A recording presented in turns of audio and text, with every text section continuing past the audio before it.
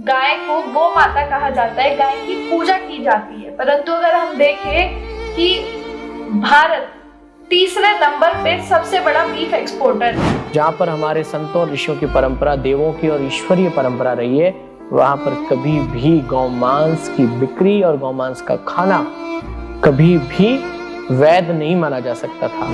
हम मंदिर भी जाते हैं, लेकिन हम मछली भी खाते हैं, अंडा भी खाते हैं, मांस भी खाते हैं। हमारे हिंदू होने पर आप सवाल नहीं खड़ा कर सकते। जब तक कानूनन तौर पर गाय को राष्ट्रीय माता का दर्जा नहीं दिया जाएगा, तब तक ये कानून देशव्यापी नहीं बन सकता। महाराज जी, हमारे सनातन धर्म में गाय को गौ माता कहा जाता है, गाय की पूजा की जाती है। परंतु अगर हम देखें कि भारत तीसरे नंबर पे सबसे बड़ा बीफ एक्सपोर्टर है, तो हमारे देश में इतने सारे कानून होने के बावजूद भी, इतने सारी संस्थाएं होने के बावजूद भी ये सारी चीजें क्यों घट रही हैं और इन चीजों को किस तरह से? बहुत अच्छा सवाल आपने पूछा है। हमारे देश के कई राज्यों में तो इस पर बहुत जबरदस्त कानून बने हैं और उन राज्यों को मैं उनकी प्रशंसा करता हूँ, भूरी प्रशंसा करता हूँ। लेकिन अभी भी 7 स्टेट्स जो 7 सिस्टर स्टेट्स कहते हैं हमारे देश के, वहां पर पता नहीं कुछ लोग कहते हैं कि हमारे यहाँ की ये स्थानीय परंपरा रही है बीफ खाना।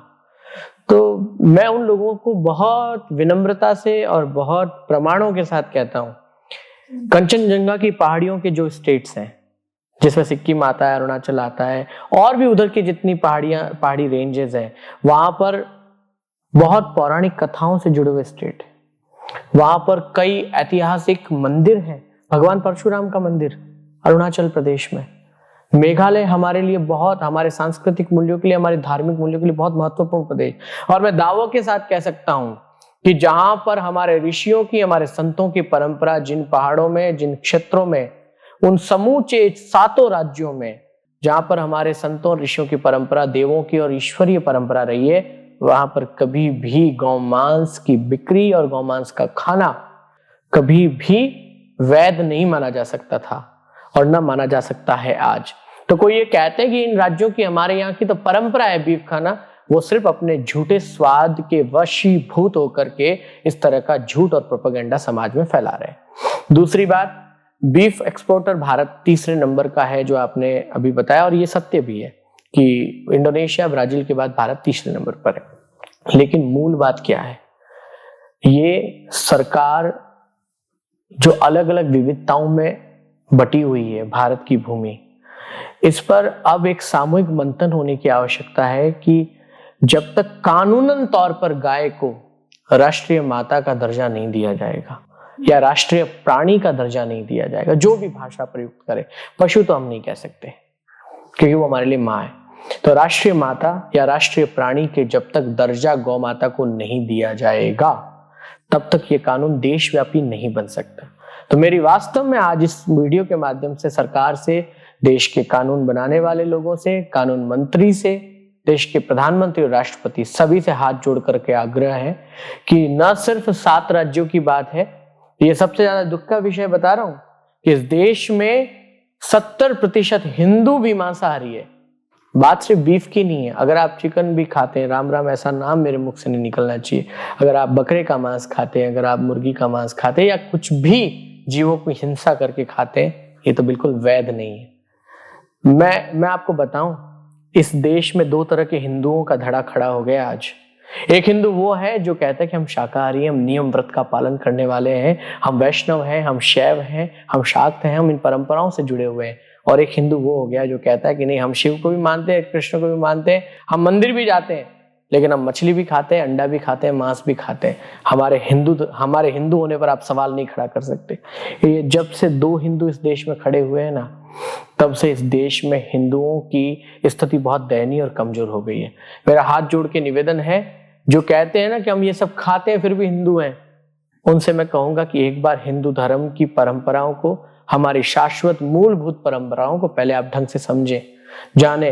कभी हमारे ऋषियों को, हमारे शास्त्रों को, हमारे गुरु परंपरा को सुने, उन संतों के पास जाकर के हमारे शास्त्रों में क्या लिखा है, किस तरह के प्राकृतिक जीवन को जीने वाले लोग, दुनिया का सबसे आधुनिक हिंदू, जिसने सबसे पहले सृष्टि में जीने वाले लोगों को यह समझाया कि प्रकृति के अनुरूप अगर नहीं जियोगे पूरे विश्व को, पूरी पृथ्वी को, वसुदेव कुटुंबकम का मतलब इतना ही नहीं है कि पूरे पृथ्वी पर रहने वाले मनुष्य मेरा परिवार है।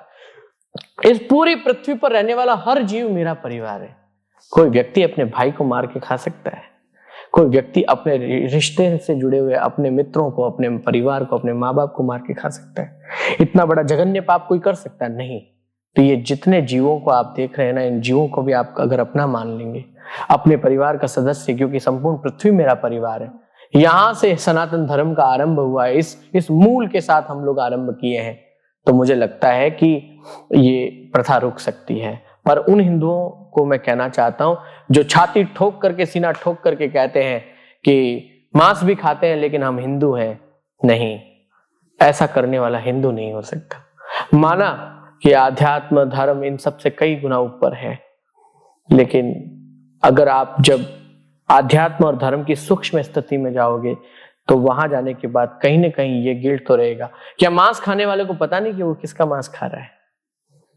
आप जब जाकर के ऑर्डर करते होंगे तो आपको पता तो है ना कि आप क्या मांग रहे हैं। जब आप किसी मुर्गे को खाने के लिए जा रहे हैं तो मांग तो रहे ना, तो आपको ये भी पता है कि वो मुर्गा कहीं न कहीं से किसी न किसी के द्वारा हत्या करके आया हुआ है।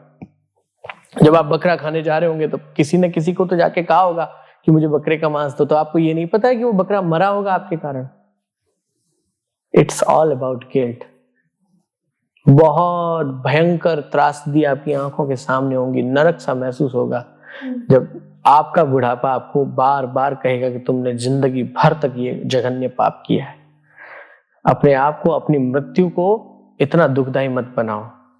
बहुत रोओगे आप खून के आंसू जब आपको आपका बुढ़ापे में अकेलापन आपको कचोटेगा और ये कहेगा कि तुमने इतने भयंकर घोर पाप किए।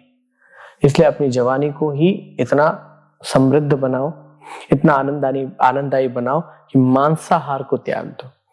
न सिर्फ बीफ, देश में किसी भी प्रकार के जीव की हिंसा, ये महावीर का देश है, ये हनुमान का देश है, ये बुद्ध का देश है, ये राम कृष्ण हरि का देश है, ये शिव का देश है।